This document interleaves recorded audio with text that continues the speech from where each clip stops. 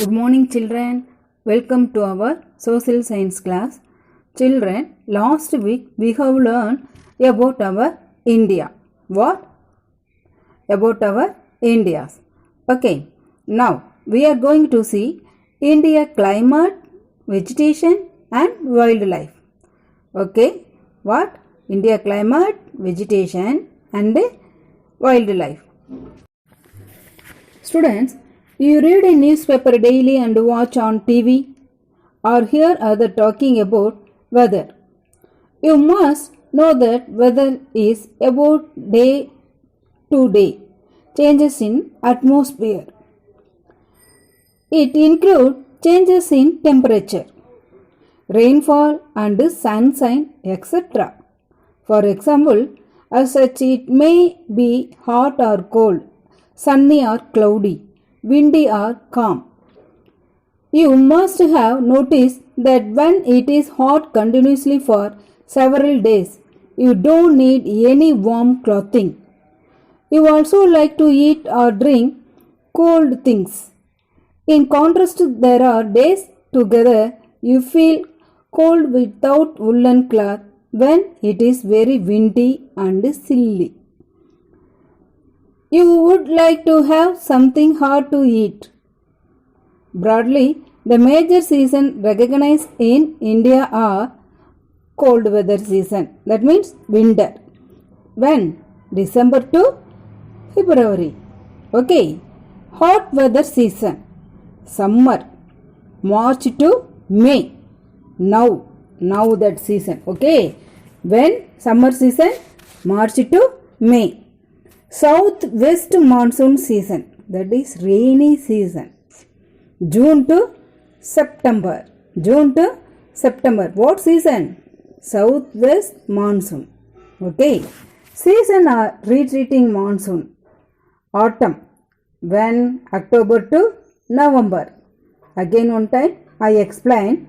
Cold weather season, that means winter, when? December to February. Hot weather season, summer, March to May. Southwest monsoon season, rainy, when? June to September. Season of retreating monsoon, autumn, October and November. Okay. We hear about weather and climate all the time. Okay. Weather is the day-to-day changes in the atmosphere, including changes in temperature, rainfall and humidity. For example, it may be hot and sunny one day and humid and windy the next day. The average of weather condition over a long period time is known as climate. Again one time, weather is day-to-day changes in the atmosphere, including changes in temperature, rainfall and humidity. Okay, the average of weather condition over a long period of time is known as climate. Now you understand distinction between from the weather and the climate? Yeah. Day-to-day changes in the atmosphere, that condition is called weather. The average of weather condition over a long period. Example, Ooty, Kodaikanal, that place is, the atmosphere is called, climate. The Tropic of Cancer divided India into almost equal halves. Into two almost equal halves. Okay. Which latitude cross in our India? Tropic of Cancer. The Tropic of Cancer divided India into two almost equal halves. The equator divided into two equal parts of earth. One northern hemisphere, another one southern hemisphere. Like that, the Tropic of Cancer divide India into two almost equal halves. Therefore, the climate of India is both tropical and subtropical. Furthermore, The monsoon winds have an important part to play in India's climate. For this reason, India climate is known as tropical monsoon climate. India climate is known as tropical monsoon climate. Why? The tropical of Cancer latitude point line, the important latitude line cross in our India. So, India climate is known as a tropical monsoon climate. Okay. There are mainly 4 factors that influence the climate of India. Okay. Now, I explain about latitude. India lies both in the tropical and in the subtropical zone. India lies both in tropical and in the subtropical zone. So, depending on the distance from the equator, the climate is either hot or warm. Why? Because India lies both in tropical and subtropical zone.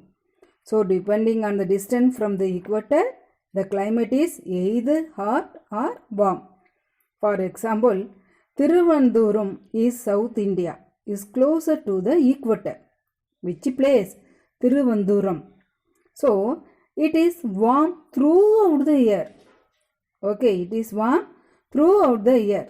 Simla is North India, is far away from the equator. So, it is warm in summer and cold in winter. Okay, listen again one time I explain. Latitude point. Two latitude line cross in our India. Which line? Tropical and subtropical zone.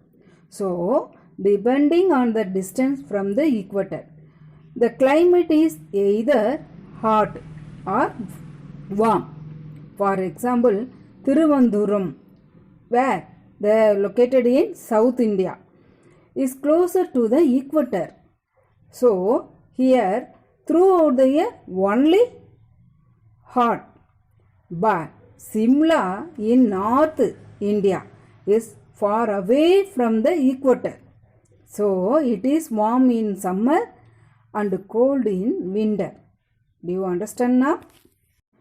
Now, altitude. That means height. The higher we go above sea level, the colder it gets.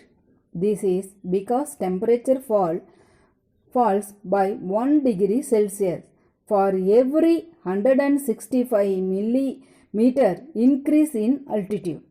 Therefore, the higher the altitude, the lower the temperature. Okay. Again one time. The higher we go above sea level, the colder gets. This is because temperature falls by 1 degree Celsius for every 165 meter increase in altitude. Therefore, the higher the altitude, the lower the temperature. This is why even in summer place in Himalayas and the Western Ghats remain pleasant, whereas places of lower altitude get hot. For example, Simla in the Himachal ranges in cold even in summer, while Delhi, which is on the plain, experiences high temperature. Okay. Now, I explain about distance from the sea. Places close to the sea experiences a moderate or an equal climate. Which places close to the sea experiences a moderate or an equal climate. Like that Chennai, Mumbai, Goa, Pondicherry. These these places are closer to the sea. So, they have only moderate or equal climate. As we move away from the sea, the climate gets extreme, that is, it is much hotter in summer and much colder in winter. For example, Panaji at the coast has an equal climate. But Bhopal in central India has an extreme climate. Okay. Okay students, now position of mountain. Mountain side, how do you climate you know? Listen here. Places on the windward side of the mountain, that is on the side of the mountain facing the rain bearing winds, receive more rain than those on the other, that is the leeward side of the mountain. For example, Mumbai lies on the windward side on the western Ghats and so receive more rain than Pune, which lies on the leeward side of the western Ghats. Western Ghats. The climate of India follows a regular cycle of season. Every year there are 4 distinct seasons in India. The cold weather season, that means winter. The hot weather season, that means summer. The rainy season or monsoon season. The retreating monsoon season. Okay, now understand? Students, now we are going to see winter and summer. Winter and summer. Winter in India start in December. When? December. When the rays of the sun fall directly on the Tropic of Capricorn, being quite far away from the Tropic of Capricorn. The temperatures on the Indian landmass fall rapidly. South India remains moderately warm as it is closer to the equator. However, North India becomes extremely cold. For example, the average temperature in Thiruvananthapuram in 27 degrees Celsius, while the average temperature in Delhi is 15 degrees Celsius in December. Therefore, we see the temperatures decrease from the south to north. Okay, again I explain one time. Winter. Winter in India start in December when the rays of the sun fall directly on the Tropic of Capricorn. Being quite far away from the Tropic of Capricorn, the temperature on the India landmass fall rapidly. South India remains moderately warm as it is closer to the equator. However, North India becomes very extremely cold. For example, the average temperature is Thiruvananthapuram is how many degrees Celsius? 27 degrees Celsius. While the average temperature in Delhi is 15 degrees Celsius in December. Therefore, we see that temperatures decrease from south to north. India experiences a dry winter except for 2 areas. Part of northwest India including Jammu, Kashmir, Punjab, Haryana and Delhi receive rain from temperature cyclone called western disturbances which arrive in India from the northwest. The coast of Tamil Nadu and Andhra Pradesh receive a lot of rain from wind which blow from the northeast and pick up moisture from the Bay of Bengal. Okay? Students, now what season you know? Cold. Yeah? I think summer. So, now I explain about summer season. Summer in India start in March when the rays of the sun fall directly on the equator. Listen here. When the sun rays of the sun fall directly on the equator. Okay. That time only started summer season. As the rays of the sun start moving towards the northern hemisphere after the third week of March, temperatures on the Indian landmass began to rise rapidly. Places close to the sea experiences moderate temperature, but places far away from the sea experiences very high temperatures. Listen here. When the sun falls directly on the equator, that time only started a summer season. As the rays of the sun start moving towards the northern hemisphere after the third week of March, temperatures on the Indian landmass began to rise rapidly. Places close to the sea, listen here, places close to the sea experiences moderate temperature. One day rain, one day windy, one day hot, like that. But places far away from the sea experiences very high temperatures when the sun falls directly on the equator. Okay, the sun rays of the sun fall directly on the equator. The average temperature is Banaji is 28, for example 28 degrees Celsius, while the average temperature is Bhopal in 32 degrees Celsius in April. These temperatures go much further up by the end of the May. Hot, dry winds known as Lu in the northern Indian are common in summer. Kerala experiences local shower known as mango shower, while Assam experiences thunderstorm known as Kal Baisagi during in summer. Okay, now we are going to see monsoon or retreating monsoon. Monsoon ante retreating monsoon. Monsoon, when he started? June to September.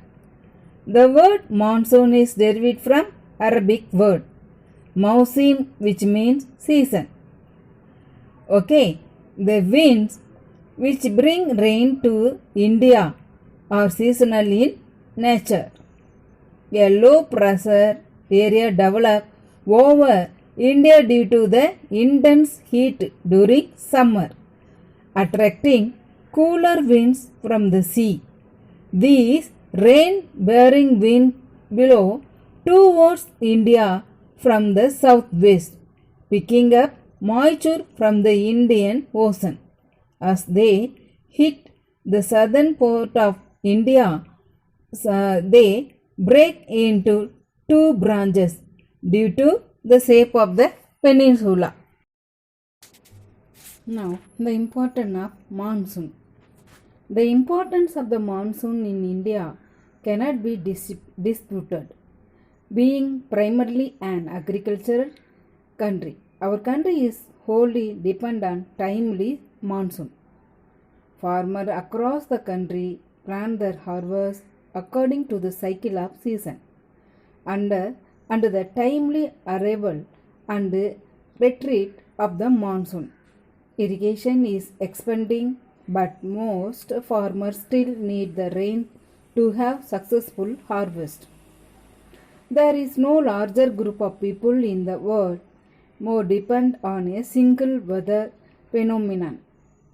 Erratic rainfall leads to the failure of crops, which is turn leads to huge losses to farmers as well as shortage of food all over the country. Except the snow-fed river in North India, all other rivers in India are rain-fed. Dry rivers disrupt the lives of people in most parts of the country. Delay or failure in rains also led to drought-like condition, a very serious problem that parts of India have been facing for the past few years. On the other hand, heavy rain often causes devastating floods which cause death and destruction as well as destroy crops. The Arabian Sea branch. The Arabian Sea branch of the southwest monsoon. South, listen here. Southwest monsoon. Winds hits Kerala in the beginning to June and gives rain along the windward side of the Western Ghats. Where? Listen here. Western Ghats, side of the Western Ghats as it move north. By the time it reaches Gujarat and Rajasthan, it has very little moisture left. The Aravalli ranges is parallel to direction of these winds, so it is not able to block it. These winds then reach Punjab and Haryana, bringing little rain with them. Therefore, the amount of rainfall decreases from the north to south. Okay, listen again one time. The Arabian Sea branches southwest winds. It's Kerala in the beginning to June and gives rain along the windward side of the Western Ghats as it move north side. Okay. By the time it reaches Gujarat and Rajasthan, it has very little moisture left.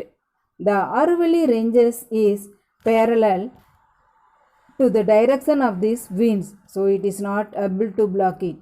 These winds then reaches Punjab, Haryana, bringing little rain with them. Therefore, the amount of the rainfall decreases from south to north.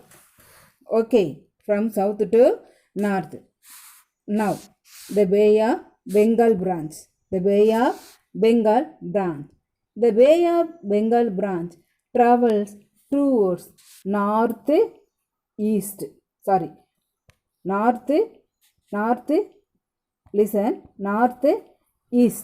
India. The mighty Himalaya from a barrier and do not let the winds leave India. As a result, northeast India receive a lot of rain from these winds. Cherrapunji as well as Mausiram, which is the wettest place on earth, receive more than 1000 centimeter rain in a year. As these winds being diverted by the Himalayas moves northwest, the amount of rainfall goes on decrease. The Bay of Bengal branches meet Arabian branches is Punjab and Haryana. Again one time I explain. Listen here. The Bay of Bengal branches travels towards northeast India. The mighty Himalaya from a barrier and do not let the winds leave India. As a result, northeast India receive a lot of rain from these winds. Example, Cherrapunji as well as Mausiram, which is the wettest place on earth, receive 1000 centimeter of rain in a year. As these winds being diverted by Himalayas move northwest, the amount of rainfall goes on decreasing. The Bay of Bengal branches meet the Arabian branches in Punjab and Haryana. Okay. Now, retreating monsoon when October to November. By the end of September, the rays of the sun fall directly on the equator and began moving towards the southern hemisphere. The India land masses beginning to cool down. creating a high pressure area. This causes the monsoon to retreat from the land and move to low pressure area of the sea. As these winds blow from land, they are dry winds and do not provide rain. However, a part of these winds, known as northeast monsoon, blow over the Bay of Bengal and provide rain to the coast of Tamil Nadu and Andhra Pradesh. Tamil Nadu and Andhra Pradesh. Students, now we are going to see India vegetation and wildlife. Did you know that India is the only country in the world where both tiger and lions are found in their natural habitat? What else makes India's natural vegetation and wildlife unique? Let us find out. Okay? Now, natural vegetation of a place refers to the trees, shrubs, grasses and other plants which grow naturally without any help or interference from human being. The natural vegetation of India include the following: tropical evergreen forest, tropical deciduous forest, mangrove forest, mountain vegetation and desert vegetation. Okay, the different type of forest and vegetation of India are home to a wide variety of wildlife, including over 300 species of mammals, over 1,000 species of birds, as well as reptiles, amphibians and insects. Okay? Now, tropical evergreen and mangrove forest. Tropical evergreen forest. Tropical evergreen forests are also known as tropical rainforest. As the name suggests, this type of vegetation is found in areas which experience high temperature, a humid climate and heavy annual rainfall of more than 200 centimeters. Tropical evergreen forests are very dense and have thick undergrowth. As the trees found in these forests do not shed their leaves at the same time of the year, the forests always appear green, and so these forests are called evergreen forest. In India, tropical evergreen forests are found along the western slopes of the Western Ghats, parts of the northeast state and in the Andaman and Nicobar Island. The vegetation include hardwood trees like mahogany, ebony and rosewood. Tropical evergreen forests in India support a wide variety of wildlife: tiger, leopards, sloth bears, wild dog, spotted deer and chital, sambar deer, gaur, black-faced langurs, hornbill parakeets and sunbirds are common. Black panther are found in the evergreen forest along the Western Ghats, while the endangered one-horned rhinoceros is found in the evergreen forest of northeast India.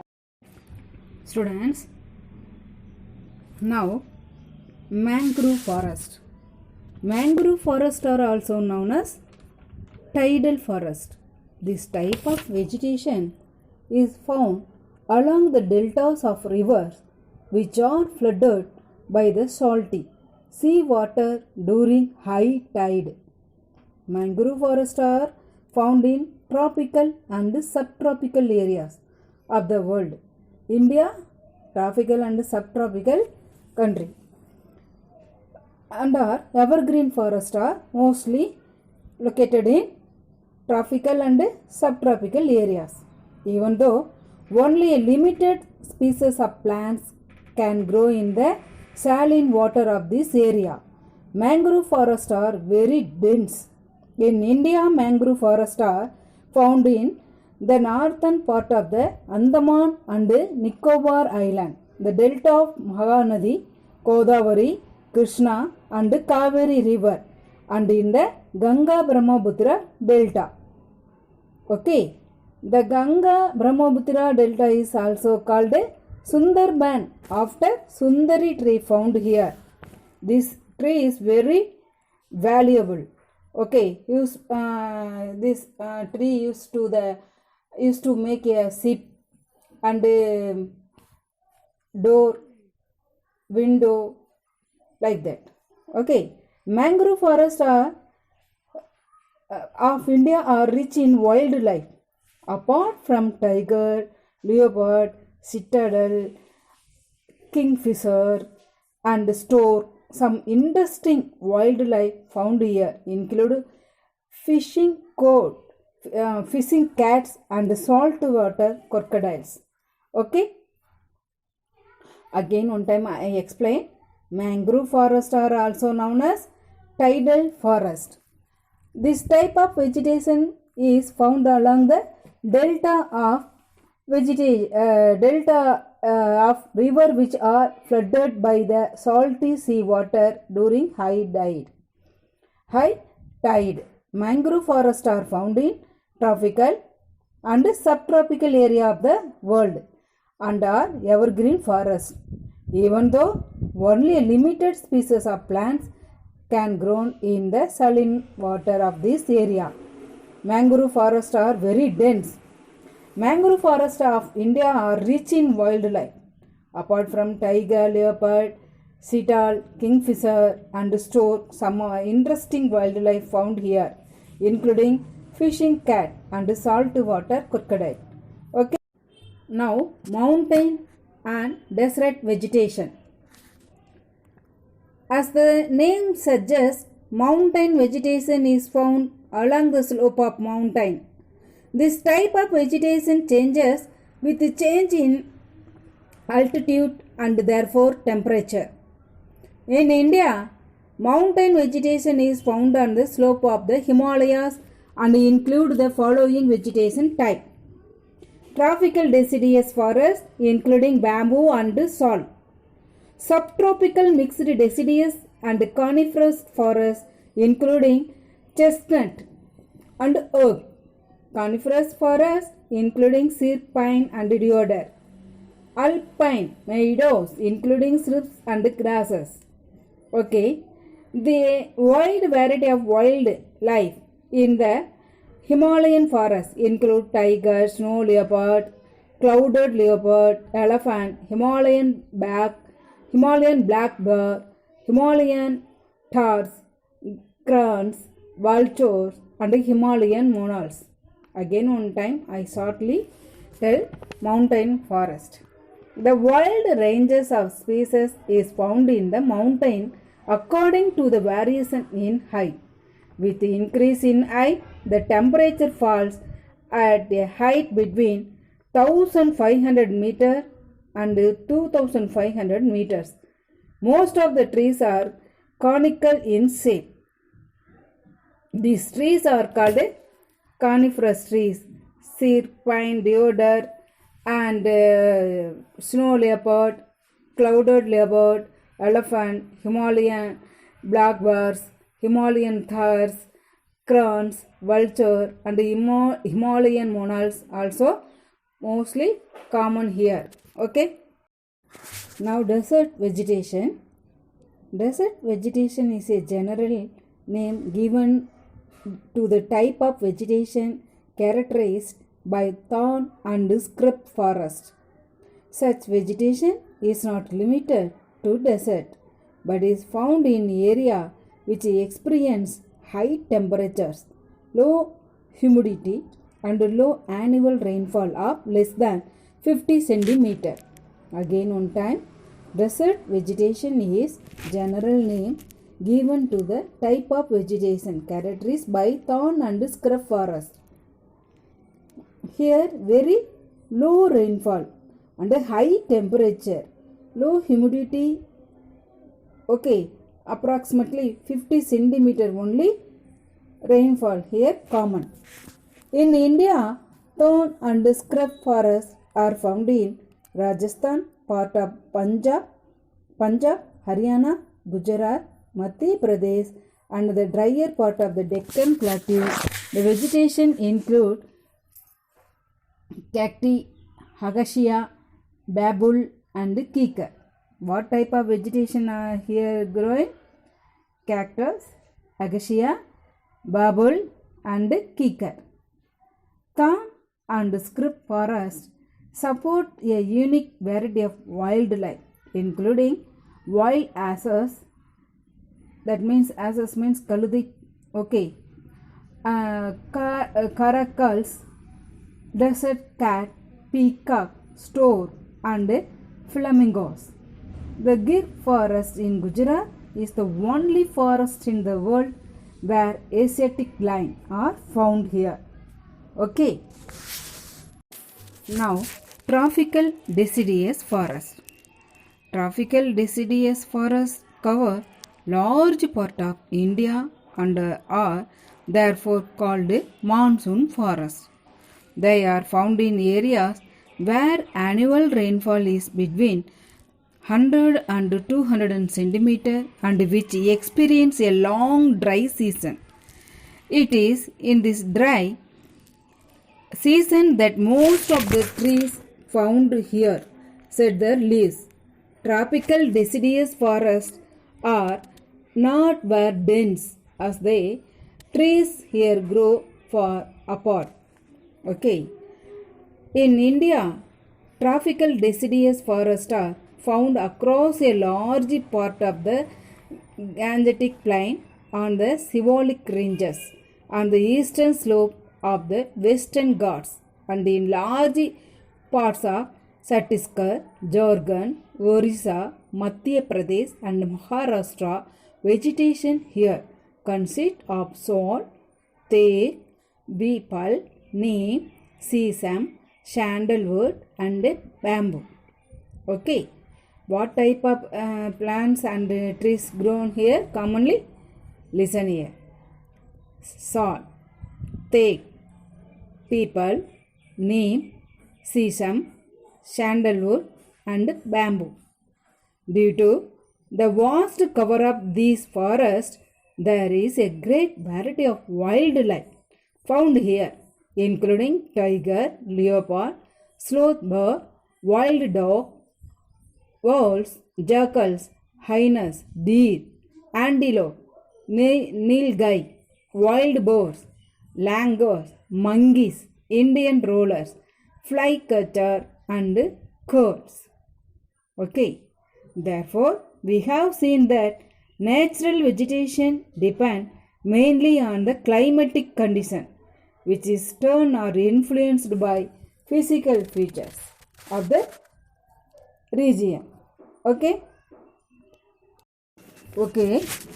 Still, many forests.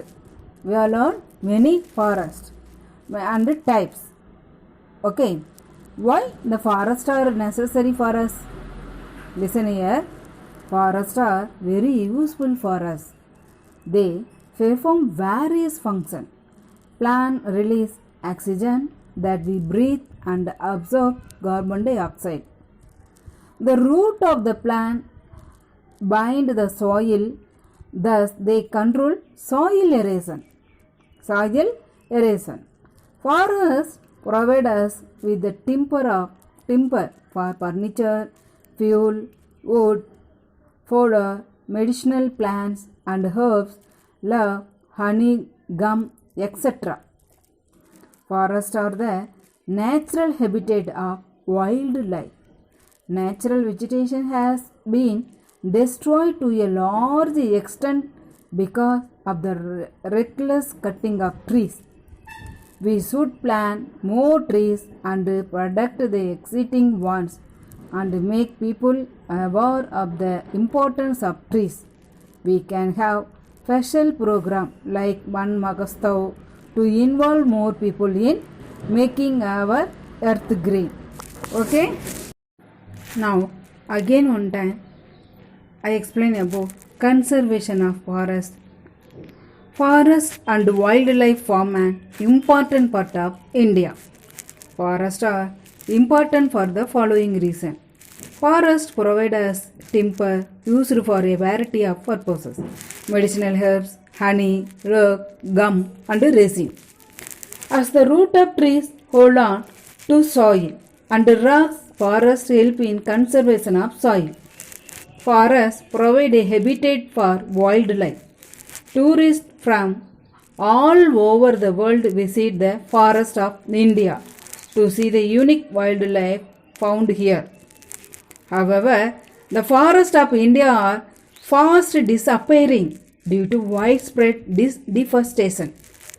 For the purpose of development, only 22% of India is under the forest cover, as opposed to the required 33% loss of habitat combined with the poaching or illegal hunting of animals pose a great threat to the wildlife of India. For example, the Indian cheetah became extinct in the 1940s due to unrestricted hunting. The government of India, with the help of many organizations, is taking many efforts to protect our forests and wildlife. Project Tiger, which was started in 1973, aims is not only protecting our national animal but all the wildlife of India. Project Elephant aims at protecting the endangered Asiatic elephant.